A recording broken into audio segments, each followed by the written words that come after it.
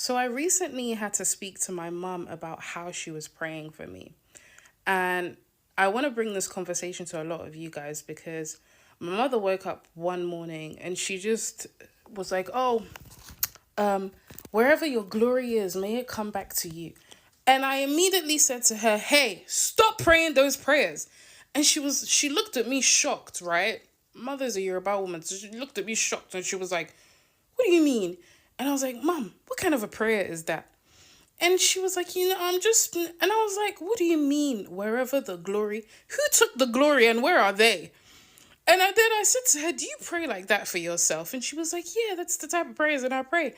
And I was so sad, but not sad in a bad way. I had a spiritual realization that so many of our ancestors, our mothers, our fathers, grandparents, were praying from a position of lack, a position of fear, a position of abandonment, a position of defeat. They did not understand and recognize what it was to have the language of power. They didn't pray in power, they prayed in cowering. They didn't pray in courage, they prayed in fear. They didn't pray in victory, they prayed in defeat. And I had to teach my mother that it is time for you to learn the language of heaven. You must learn the language of heaven. You must learn how to speak holy. You must learn how to see your child and not say those types of things, but to say that the glory that you were born with, may it continue to manifest in its fullest light as you live and as you breathe till the day that you sleep. So I started telling my mother that speak to me as you'd speak to a queen.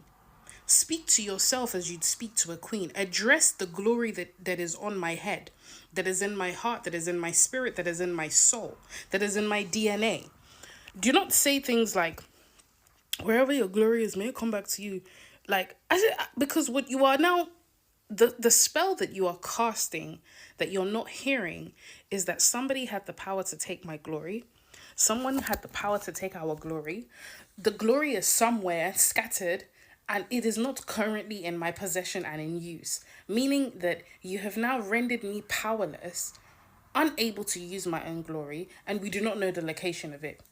And when I broke this down to her, she sat there and she looked at me and she was like, "This is how I've been praying my whole life." And I said, "Yeah, I think you need to take a little break from church and go and learn how to pray for real." I said, "Because in church, you guys don't know how to pray. You pray as though you are in the camp